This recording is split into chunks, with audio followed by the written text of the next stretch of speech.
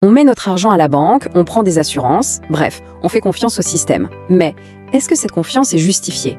En fait, oui, parce que dans l'ombre, il y a un gardien, un vrai, qui veille au grain. Alors partons à la découverte de ce fameux gendarme de notre argent. C'est la question que tout le monde se pose, non? On dépose son salaire sur son compte, on économise pour plus tard, tout ça en se disant que notre argent est à l'abri.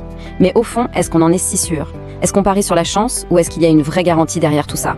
Et c'est cette confiance justement qui fait tourner toute notre économie.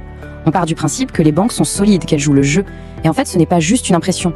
Il y a bien une organisation en coulisses dont le seul job est de vérifier que tout est en ordre. Et voilà, on y vient. Ce fameux gendarme de la finance. L'image est parfaite, n'est-ce pas? Quelqu'un de discret, qu'on ne voit pas forcément, mais qui a un pouvoir bien réel pour maintenir l'ordre et protéger tout le monde. Bon, alors, qui est-ce? Son petit nom, c'est l'ACPR, l'Autorité de contrôle prudentiel et de résolution. Ok, le nom est un peu long, mais retenez juste ACPR.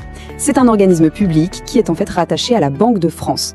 Et sa mission, c'est simple, s'assurer que tout le monde de la finance, que ce soit la banque du coin de la rue ou les nouvelles plateformes de crypto, eh bien que tout ça fonctionne de manière sûre et juste pour nous tous. Mais attendez, pourquoi on a eu besoin de créer un super gendarme comme ça? Ça ne s'est pas fait sur un coup de tête. Pour comprendre, il faut faire un petit bond dans le passé, revenir à une époque où tout a failli basculer. Alors voilà. Avant 2008, la surveillance, c'était un peu le bazar. Chacun dans son coin, pas beaucoup de coordination.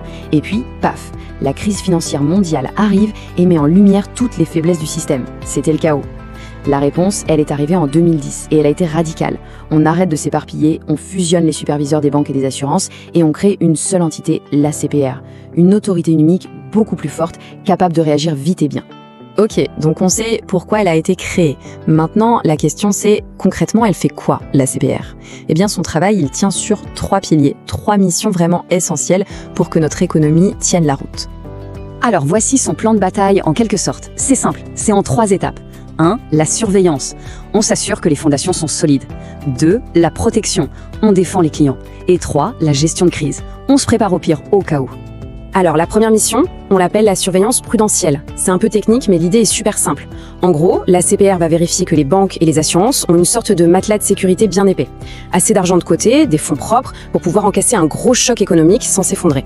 Le but du jeu, c'est d'éviter les faillites qui pourraient tout emporter sur leur passage, y compris notre épargne. Deuxième mission, la protection des clients. Là, la CPR enfile sa casquette de défenseur du consommateur. Elle va regarder à la loupe les contrats pour s'assurer qu'ils sont clairs, que les frais qu'on nous facture sont bien justifiés et que personne n'essaie de nous arnaquer. Et attention, la CPR ne fait pas que regarder.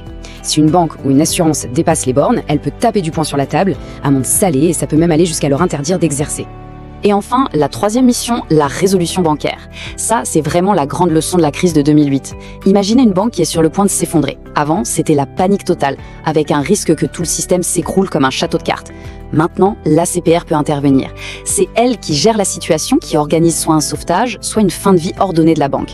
Et le point le plus important dans tout ça, c'est de protéger le reste de l'économie et d'éviter à tout prix d'utiliser l'argent public pour payer les pots cassés.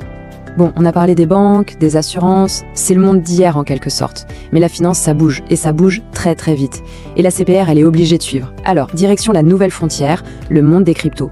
Et là, il y a un truc qui a tout changé récemment, une nouvelle réglementation européenne qui s'appelle MiCA. Et devinez qui est le grand chef d'orchestre en France? La CPR, bien sûr. C'est elle qui donne le feu vert, le fameux agrément MiCA aux plateformes crypto. Sans ce sésame, impossible de bosser en France. Et le truc génial, c'est que cet agrément, c'est comme un passeport qui leur ouvre les portes de toute l'Europe. Franchement, le changement est incroyable. Avant, le monde des cryptos, c'était un peu le Far West. Des risques partout, des arnaques, un vrai Far West numérique sans shérif. Aujourd'hui, avec MiCA et l'ACPR dans le rôle du shérif, on entre dans un monde beaucoup plus structuré, beaucoup plus sûr. Le secteur devient plus sérieux, plus fiable et surtout, l'argent des clients est enfin mieux protégé. C'est une révolution. Ok, on a vu tout ça, les banques, les assurances, les cryptos, mais au final, en quoi est-ce que ça nous concerne, nous, dans notre vie de tous les jours? Quel est l'impact concret de tout ce travail? Eh bien, il faut voir la CPR comme un bouclier invisible qui nous protège au quotidien. C'est la sécurité de notre épargne parce que les banques sont plus solides. C'est la protection en tant que consommateur face à des pratiques abusives. C'est la fiabilité de tout le système financier et au final, c'est la stabilité de l'économie tout entière. Son travail est discret, c'est vrai, mais ses bénéfices, eux, sont énormes. Cette phrase résume tout en fait. C'est un travail de l'ombre, une surveillance constante, 24 heures sur 24, 7 jours sur 7. Et c'est ce travail qui permet à des millions de gens de dormir sur leurs 2 oreilles en sachant que leur argent est entre de bonnes mains. C'est ça la base de la confiance.